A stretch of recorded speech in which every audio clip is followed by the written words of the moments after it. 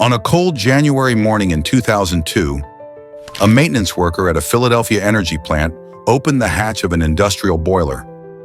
What he found would haunt the city for years to come: charred human remains hidden deep inside a boiler stack. No one knew who the victim was or how they ended up in such a gruesome grave. The case would become one of the strangest, most perplexing murder mysteries in Philadelphia history.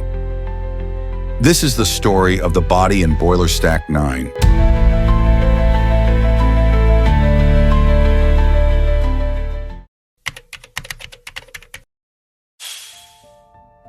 The Edison power plant, towering like a rusted beast against the Philadelphia skyline, had been built in the early 1900s. Once a marvel of industry, it had long since fallen into decay. Its days of roaring turbines and steaming stacks were over.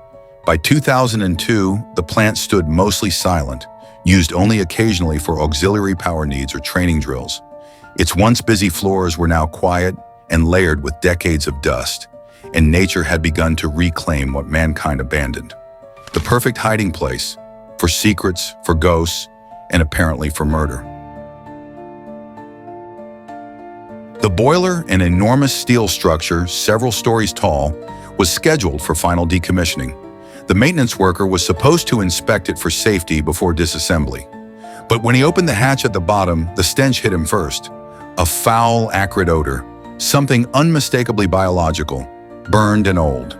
Shining a flashlight inside, he caught sight of what looked like bone, then a skull, then a rib cage, partially fused to the warped metal.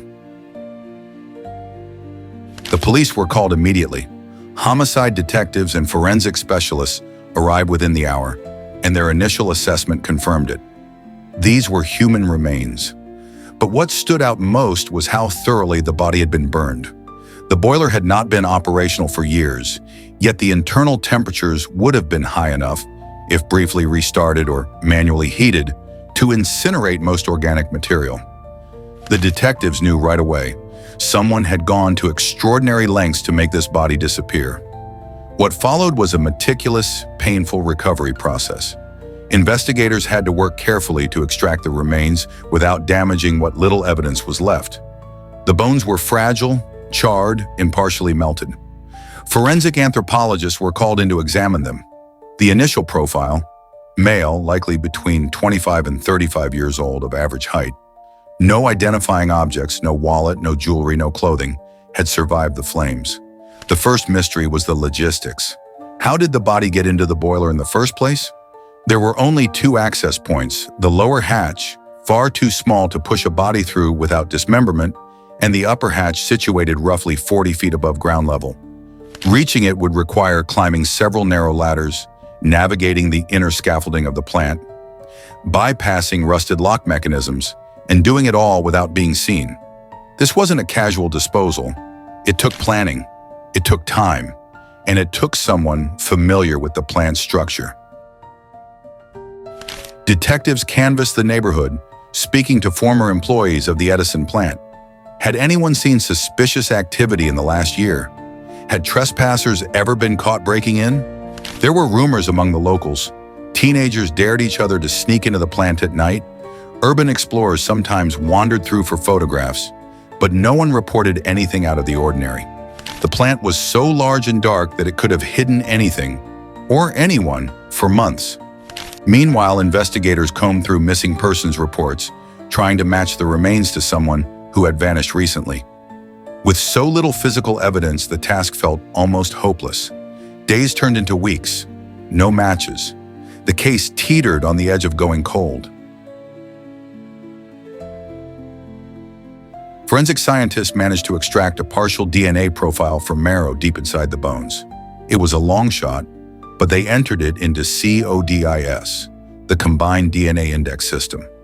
Days later, the match came through. Thomas Cumberworth, age 32, reported missing 3 months earlier by his sister. Thomas's file was thin, no criminal record. He worked as a software technician, lived alone, had a few friends, no known enemies. His sister, Karen, had been the last to see him alive. She described him as introverted, sensitive, and artistic. He liked photography and had recently taken an interest in abandoned architecture. He'd been photographing forgotten buildings around Philadelphia. Karen also mentioned someone else, Erica, an ex-girlfriend, on and off again for years. Their relationship had been volatile. Arguments, breakups, reconciliations. At one point, Thomas had even filed for a restraining order after she allegedly vandalized his car. Erica was the first person detectives went to.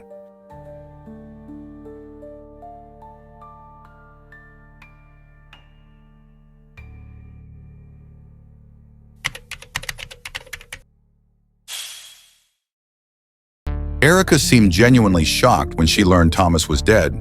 She admitted their relationship had been rocky, but insisted she hadn't seen him in months. Police searched her home, reviewed her phone records. Nothing tied her directly to the crime. Her alibi checked out for the time of Thomas's disappearance. Reluctantly, the detectives moved on. They dug deeper into Thomas's recent life, tracing his movements in the days before he vanished. One lead stood out. A neighbor reported seeing Thomas talking to a man outside his apartment 2 nights before he disappeared. That man was later identified as James Keller, a handyman who worked odd jobs in the area.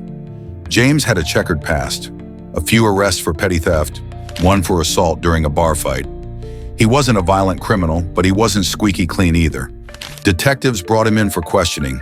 James said he barely knew Thomas, claimed they'd met a few times through mutual acquaintances, and that Thomas had recently asked him for help with a photography project. According to James, they had planned to explore the Edison plant together. James had gone with him. They walked around, took some pictures, then parted ways. He hadn't seen him since, but something about the story didn't add up. Why would Thomas, a reserved guy, ask a near stranger to accompany him into a dangerous, abandoned building? Why hadn't James reported anything when news of Thomas's disappearance broke? Investigators searched James's apartment. Hidden in a drawer, they found a ring of keys that matched the padlocks used at the Edison plant. In his garage, they found bolt cutters, gloves, a pry bar, and old photographs of the plant's interior. More damning, in the back of his van, luminol tests revealed bloodstains. DNA confirmed it belonged to Thomas. Confronted with the evidence, James cracked. In his confession, he claimed it was an accident. He said he and Thomas had argued. About what, he didn't say. And in a moment of rage, he pushed Thomas, who fell and hit his head. Panicked, James dragged the body into the plant. He remembered the old boiler from a previous visit and decided it was the perfect hiding place. He climbed the ladders, opened the hatch, and dumped the body inside. Then he said he started a small fire using old coal and debris to destroy the evidence. Prosecutors didn't buy the accident story, but the confession was enough. James was charged with second-degree murder, abuse of a corpse, tampering with evidence, and unlawful disposal of human remains. At trial, he pled guilty and was sentenced to life in prison without the possibility of parole. For the city, the case was closed, but for many, it never really ended. The haunting imagery, the dark industrial landscape, the secrecy, the horror of a body hidden in a machine built to generate light, turned the crime into urban legend. The Edison plant still stands today, though it's been sealed off to the public. Urban explorers say it's haunted. Some claim to hear voices near Boiler 9. Others report cold spots, the feeling of being watched, or the sound of footsteps echoing in the steel corridors. For those who knew Thomas, the legend is no comfort. Karen Cumberworth visits the site every year. She says she does it not for closure, but to remember, to make sure her brother isn't reduced to a headline or a ghost story. He wasn't a mystery, she once told a reporter. He was a person, and he deserved better.